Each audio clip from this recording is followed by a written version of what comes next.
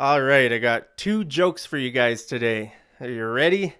So the first one is there's a guy at checkout and he asks the cashier, "Is this good for wasps?"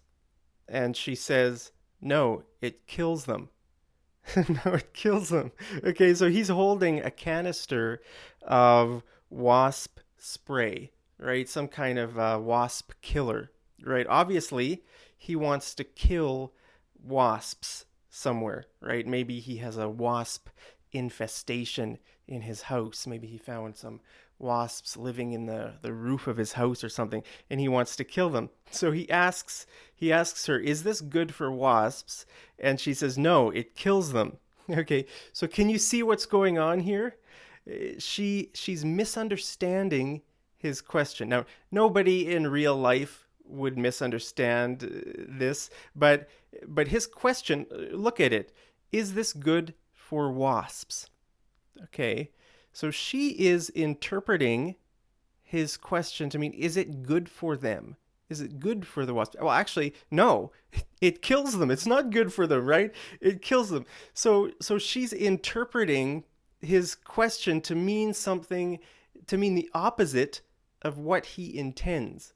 Okay, so in this lesson, I want to show you just how important context is to meaning. Okay, how important context is to meaning. Now, I know I've said this before on my channel, and I'll say it again. You can't understand something, or you can't take English or any language out of its context, right? Context is key. It's so important to understanding the meaning of a sentence, right? So, sometimes the same sentence could have one meaning in one situation and the completely opposite meaning in a different situation. Okay, I'll give you an example. Now, I don't know if you remember, almost a year ago, I did my Canada trip, my cross Canada trip. Okay, and wow, that was almost a year ago. Can you believe it? Time flies. But on that trip, I bought some bear spray because I am terrified of bears. You terrified of bears? Anyway, I bought some bear spray because I was going to be out in the woods, walking around with my camera, and I thought, in case I come across a bear, I should have some bear spray, just in case, to protect myself, right? So I went to Canadian Tire. Canadian Tire is the name of a store here in Canada, and I bought some bear spray. Now, when I bought this bear spray, it was actually behind a glass casing. You can't just buy this off the shelf. Okay, it's because it's considered a weapon. And when I bought it, it was like guns. Guns are behind a case. You can't just take a gun off the shelf. So it was the same for this, right? Now I had to give my driver's license. I had to fill out a form, right, and give all my information, my driver's license, my name, my phone number, because I was buying a weapon.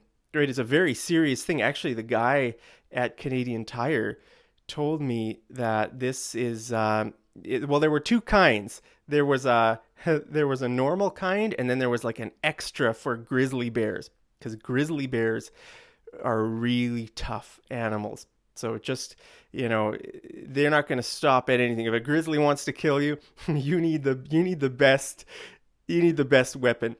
And so he told me this was what I should buy if I'm really scared of grizzly bears. So I obviously am terrified of grizzly bears. So I bought this, and he taught me how to use it. Okay, so he said if you see a bear, take off this orange cap. See that orange thing on top? That's like a safety thing. You slide that off, and then he said you hold it like this, and you extend your arm fully, okay, all the way out, and you point it at the bear, right? And then he said you look the other way and hide your face in your arm like this, and then spray. He said, and then after you spray a bunch, I don't know if you spray the whole canister. By the way, this is called a canister in English. We use the word canister for anything like this with like a pressurized substance inside. Okay, so obviously what's in here is pressurized. I don't know how far this stuff sprays.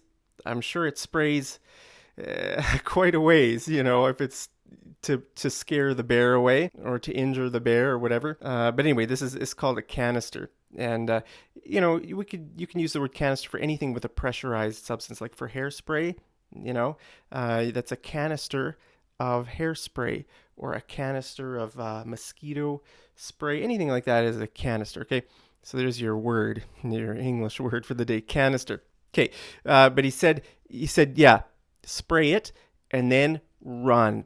He said, run as fast as you can, get away from there. And he said, go to a hospital.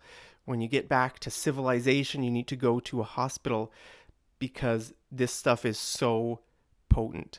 It's, I don't know what's in here that makes it so potent. But he said, yeah, you have to go to a hospital just to get them to check you out to see if you're okay. That's how strong this stuff is. So yeah, this stuff is a weapon. I don't want to mess around with it too much. I better put it down. When I bought that, I could have asked the guy, you could say, is this good for bears? Okay, is this good for bears? Obviously that would mean, is it good for hurting the bear or keeping the bear away, right? You want to hurt the bear so that it doesn't hurt you, right? Because you're more important than the bear. It's okay if the bear gets a little bit injured. Now, I know some vegans who might disagree with me on that. They would say, actually the bear is maybe more important than you. I don't know. But in my humble and correct opinion, humans are more important than animals. Do you agree with me? Smash like if you agree with me, but if you disagree with me, well then hopefully you make a tasty lunch for some grizzly bear here in the Canadian Rockies. But anyway, actually that reminds me of a joke. Sorry, I'm going off on a rabbit trail here. A rabbit trail means when you get sidetracked. It's not part of the lesson, right? I just wanted to teach you a lesson. But now I'm getting sidetracked. Okay, so I'll just tell you one more joke. So the joke is there were two guys hiking in the woods, and they came across a bear, and they're just terrified, right? So one of the guys bends down to tie his shoe, and the other guy says, "Why are you tying your shoe? You're never going to outrun the bear." And the guy says, "I don't need to outrun the bear. I just need to outrun you."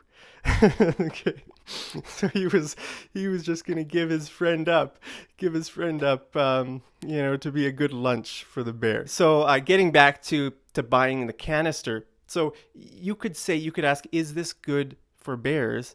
And the person working at the store would understand what that sentence means. Is this good for bears? It means, is this good for keeping bears away or preventing, somehow defending? Is it a good weapon against bears, right? But imagine if you were in a zoo, okay, and you had some food and you wanted to feed a bear. Okay, you could ask someone, is this good for bears? You're saying the exact same question, right? Is this good for bears? But suddenly, that question takes on a whole new meaning, right? Actually, then that's sort of more the real meaning of the question. Is this good for bears? Right? In the other meaning, you meant, is this good against bears? Right? But in English, we use the word for. Now, that's sort of the confusing word. In English, we use the word for in that situation, even when we mean against. Now, I know I've mentioned this on my channel before, but in English, that's sort of ambiguous. Okay, the word for can be a bit ambiguous. Ambiguous means not clear. It's a bit unclear. Okay, for example, in English, we say, I'm taking a pill for my headache. If you have a headache, you could go to a pharmacy and say, I need some medicine for my headache. For. But in German, and I'm sure in a lot of other languages, they would say, I'm taking a pill against my headache. Okay, so it makes more sense in German, right? In English, like I'm taking a pill for my headache. You don't want to help your headache. You want to get rid of your headache, right? So that's just an ambiguity in English with the word for, right? Is this good for bears? Is this good against bears? Okay, it would be better if we used both those words in English. Then it wouldn't be ambiguous, but for some reason we don't. We just use the word for both meanings. But the context is really, the context makes it clear, right? Like I said, nobody in their right mind would interpret someone buying bear spray or wasp spray. Nobody would think they're trying to do something good for wasps or good for a bear. Right, it's very clear that they want to kill the wasps or to scare the bear away. Right, so I got one more joke. It's sort of the same idea. Just remember context. The purpose of this lesson is about context and how important context is to deriving the meaning. Right, derive means to get the meaning, right? We need context to get the meaning right. Okay, so take a look at this this joke here. So the guy says, "I've forgotten what room I'm in." And the guy behind the desk says, "No problem, sir. This is called the lobby." Okay, this is called the lobby. So he's interpreting the guy's words. "Hi, I've forgotten what room I'm in." Like, he's sort of assuming that guy's stupid, right? The guy comes in, "I've forgotten what room I'm in." "Oh, no problem, sir. This room is called the lobby." Right? So that's obviously not what the guy means. The guy means, I've forgotten my room number, right? I've forgotten which room I'm staying in, right? And I guess that happens sometimes. Has that ever happened to you? I don't know if that ever happened to me on my trip across Canada. I don't think I ever forgot what my room number was. So anyway, those are just two jokes for you. Well, I guess I told you a third one about the bears, in the the two guys hiking in the woods. So you got more than you bargained for in this video. You got 3 jokes, not just 2. So just remember, context is really, really important, and you have to pay attention to the context. Very often, you don't even need to really understand a person's words. You can understand what they mean just based on the context. And sometimes, like I said, a word or a sentence can have one meaning in one context and the completely opposite meaning in the other context, right? Like with the bear, or with any kind of spray, with the wasp spray or the bear spray, right? It's a completely opposite. On one hand, you want to kill the wasps. On the other hand, if you're if you want to do something good for the wasps, it's the same question. Is this good for wasps? Is this good for bears? Right? So it can have 2 very different meanings depending on the context. So just remember, context can change the meaning of English. So there it is. Hope you guys enjoyed those. Remember, pay attention to the context. Hope you're having a great day, and I'll see you over in the next episode of Mad English TV. Take care.